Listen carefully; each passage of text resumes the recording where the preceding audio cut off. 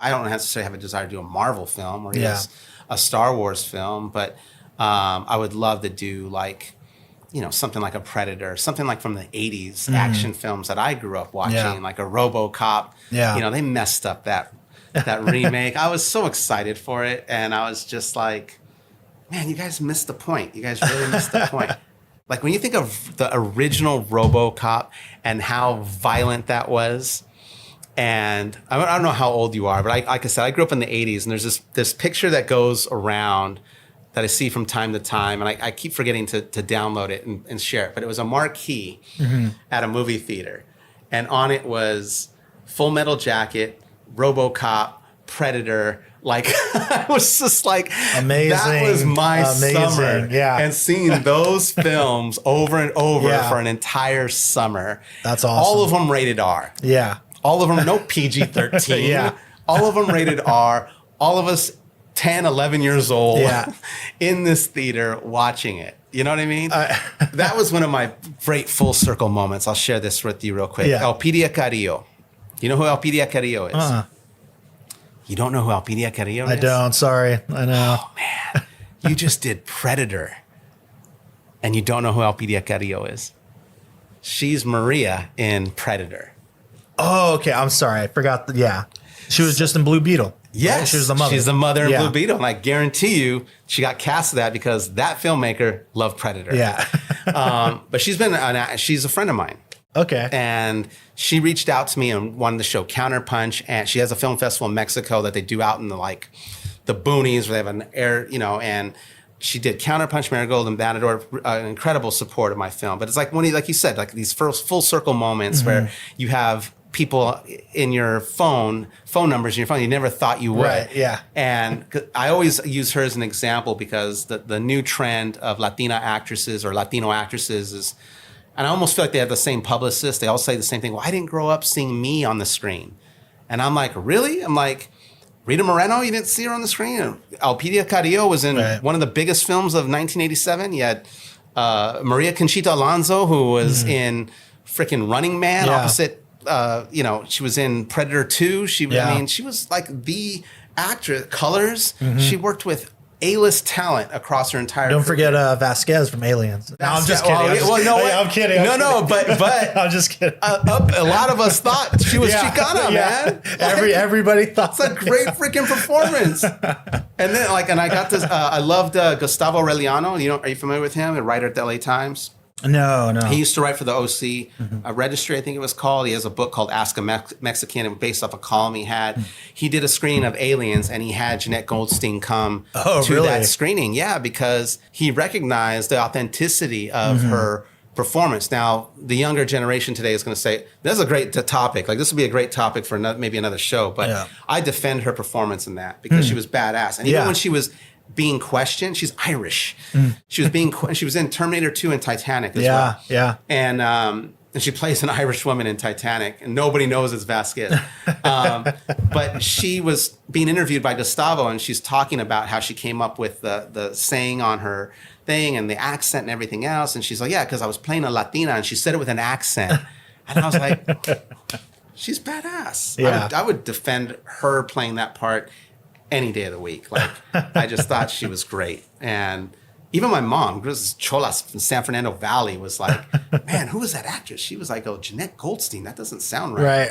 Like, my mom's like, oh, that might be her married name. I'm like, yeah, you're probably right. This was 1987. I feel like it was fairly recently too that it almost felt like suddenly in the zeitgeist a few years ago, everyone realized that, like, wait, that's John Connor's foster mom? Yes. Like, oh shit.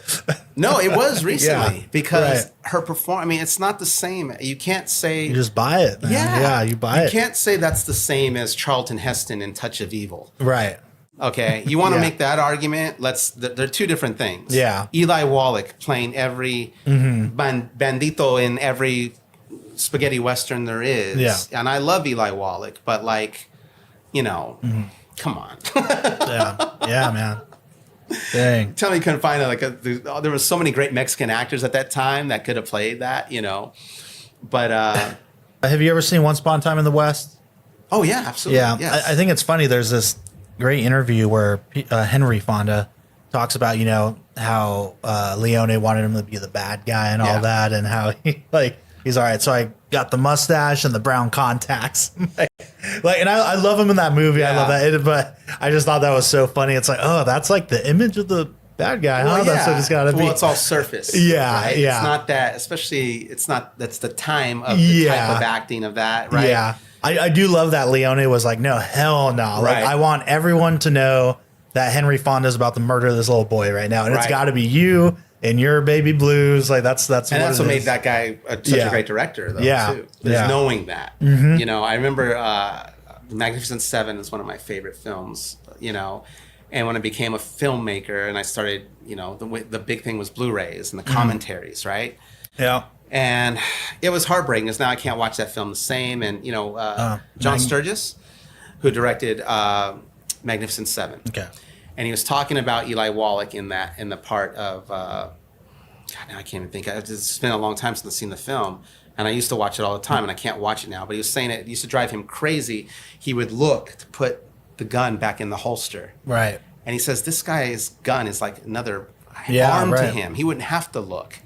But it was like, he would always look. So I noticed that every time. Was that he would look down and put the gun back, and he had the accent. He was, and doing the whole thing. And then he was talking about there's a shot where he has the camera stationary and they're crossing a creek.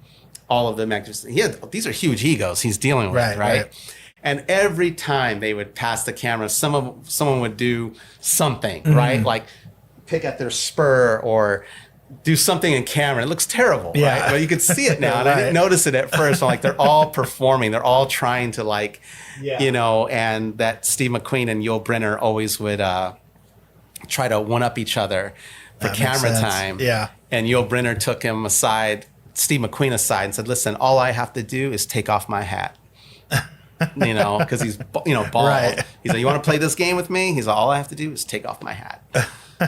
Yeah. And I'll never forget, that was the one thing that kept me off cigarettes, was in the early 80s. My mom smoked when I was growing up. She had quit, but she used to smoke. And they had a commercial with Yul Brynner where he is deep into his lung cancer or throat cancer. Okay. And he was telling people about the dangers of smoking. I really wanted to make a commercial when I discovered that I was that sick and my time was so limited. I wanted to make that commercial that says simply, now that I'm gone, I tell you, don't smoke. Whatever you do, just don't smoke. And watching it, I was freaked out. The 80s, they just didn't care. Right. Like, they didn't care if you were a kid. Some of the stuff that was on TV, right? And I'm watching it. I'm like, oh my gosh. And I got worried for my mom because my mom smoked. And she's like, that's why you don't smoke. She's like, do you know who that is? And I didn't even recognize him. I said, no. She's like, that's Yul Brynner from Magnificent Seven. And I was like, holy shit. I wouldn't touch a cigarette. Wouldn't touch a cigarette after that. Like this amazing man with this presence, was really down to nothing. Right. And he did a commercial about it, and he's smoking in every single movie he's in. For the most part, cigars, but... Yeah, that's wild.